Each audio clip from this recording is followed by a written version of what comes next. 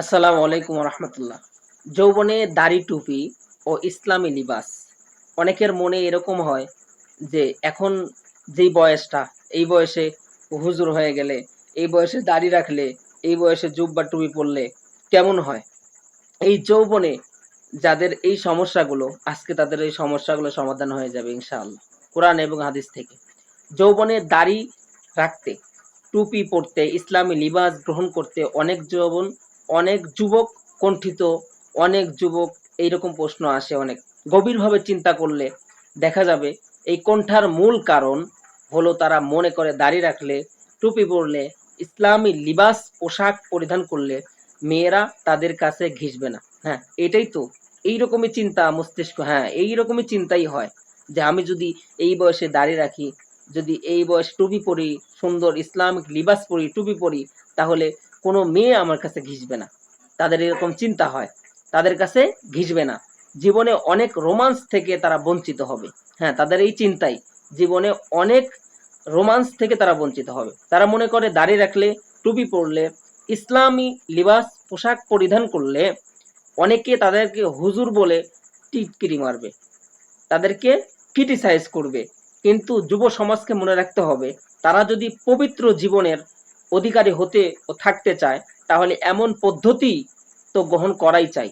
এমন পদ্ধতি, যদি একে পবিত্র জীবন চান, তাহলে এই পদ্ধতি গ্রহণ করতে হবে।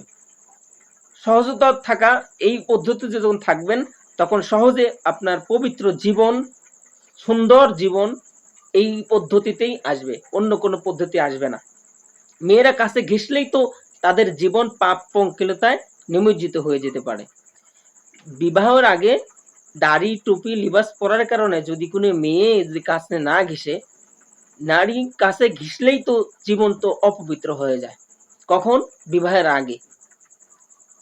সুন্দর মানুষ দেখলে, টুপি লিবাস পরে সুন্নাতি লিবাস পরলে শয়তান কাছে ঘেঁষে না। যেই নারী এই সুন্দর লিবাস দেখে দূরে দূরে থাকবে, কাছে আসবে না, তাহলে তো আপনারই ভালো, তাহলে আপনারই ভালো। তারা যদি কাছে আসে, তাহলে আপনি পাপ পঙ্কিলতায় নিমজ্জিত হয়ে যেতে পারেন। আর হুজুর বলে টিটকারি দিলে কি আসে যায়? হুজুর বলে টিটকারি মারলে কি আসে যায়? এমন কি সমস্যা হবে? না বুঝ না বুঝ লোকেরা তো কত কিছুই বলতে পারে। যারা বুঝে না তারা তো অনেক কিছুই বলতে পারে এবং বলে থাকে। যারা ধর্মীয় জীবন পদ্ধতির সমালোচনা করে, তারা না বুঝ, তারা বুঝে না, অজ্ঞ কিংবা সজ্ঞান পাপী। বুঝে তারপরেও করে, তারা সজ্ঞান পাপী। যারা ধর্মীয় বেশভূষা নিয়ে টিটকিরি দেয়, তারা না বুঝ, অজ্ঞ কিংবা সজ্ঞান পাপী। এমন না বুঝ ও অজ্ঞ ও সজ্ঞান পাপীদের কথায় কি আমরা আমাদের আদর্শ বিসর্জন দিয়ে দিব? প্রশ্ন। তাদের জন্য আমরা আমাদের আদর্শ জীবন বিসর্জন দিয়ে দিব? না বুঝ ও অজ্ঞ লোকদের কথায় উঠা বসা করা কি বোকামি নয়? যেসব পিতামাতা বা গুরুজন যুবকদেরকে যৌবনকালে দাড়ি টুপি, ইসলামী লিবাস পোশাক গ্রহণের বিরুদ্ধে বলে, তারাও নাবুঝ কিংবা অজ্ঞ, মানে বুঝে না। তারা যুক্তি দেখায় এখনো এসব কর্ম করায় বয়স হয়নি, এরকম বলে যে এখনো তোমার এই বয়স হয়নি, দাঁড়িয়ে রাখার বয়স হয়নি, এরকম কথা বলে। বয়স হলে এগুলো করবে, বয়স হলে এগুলো করবে। তারা ভুল ব্যাখ্যা দেয়, তারা গুনাহের কথা বলে। আর কোরআন সুন্নাহর আলোকে গুনাহের বিষয়ে কোনো মানুষের আনুগত্য করা চলে না। তাই সেই গুনাহের নির্দেশদাতা পিতা মাতা কিংবা অন্য যত বড়ই গুরুজনই হন না কেন, এক হাদিসে বলছে লা তাআতান লিমাখলুকিন ফি মাআসিয়াতিল্লাহ। এটা হাদিসে আল্লাহ রাসূল সাল্লাল্লাহু আলাইহি ওয়াসাল্লাম কি বলতেছে শুনেন। লা তাআতান লিমাখলুকিন ফি মাআসিয়াতিল্লাহ। কোনো পাপ কাজে কোনো মাখলুকের আনুগত্য করা চলবে না। মুসনাদ আহমদ শরীফ, ইবনে আবি সাইবা। অতএব কোনো ফরজ, ওয়াজিব বা সুন্নাতে মুআক্কাদা লঙ্ঘনের ব্যাপারে তথা হারাম বা মাকরু তাহারিমি করার ব্যাপারে কেউ হুকুম দিলে বা বললে তা মান্য করা যাবে না, তার বিরোধিতা করতে হবে। আর উল্লেখ্য যে দাড়ি রাখা ওয়াজিব, ইসলামী লিবাস পোশাক গ্রহণ করা ওয়াজিব পর্যায়ে জরুরি বিষয়। আমরা মুসলমান, ইসলাম আমাদের আদর্শ। যে যাই বলুক, আমরা আমাদের আদর্শে অটল থাকবো ইনশাআল্লাহ। এইটাই হলো ধর্মীয় অটলতা, ধর্মীয় শিক্ষা। আমরা আমাদের আদর্শ অটল থাকব, আমাদের আদর্শের ব্যাপারে আমরা কখনোই হীনমন্যতার শিকার হব না। নিজেদের ধর্মীয় আদেশে এমন অটল থাকতে পারলেই আমরা লাভ করতে পারবো ফেরেশতাদের বাচনিক সুসংবাদ, জান্নাতের সুসংবাদ। জান্নাত হলো স্বাধীন উপভোগের জাগত, যা মনের চাওয়া তাই পাওয়ার জগৎ।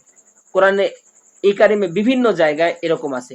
এজন্য কেউ যদি আপনাকে ক্রিটিসাইজ করে যে এটা কি বয়স তোমার দাড়ি রাখার, তুমি তো এই বয়সে রোমান্স করবে, তুমি এই বয়সে এটা করবে ওইটা করবে, নিশ্চয়ই বুঝে নিবেন ইন্না শাইতানা লাকুম আদুব্বুম মুবিন, প্রকাশ্য শত্রু শয়তান আপনার কাছে পাঠিয়েছে। এই জন্য এই পদ্ধতিতে থাকার কারণে আপনার একটা উপকার হবে, হারাম থেকে সহজে আপনি দূরে থাকতে পারবেন, হারাম বিষয় থেকে দূরে থাকতে পারবেন।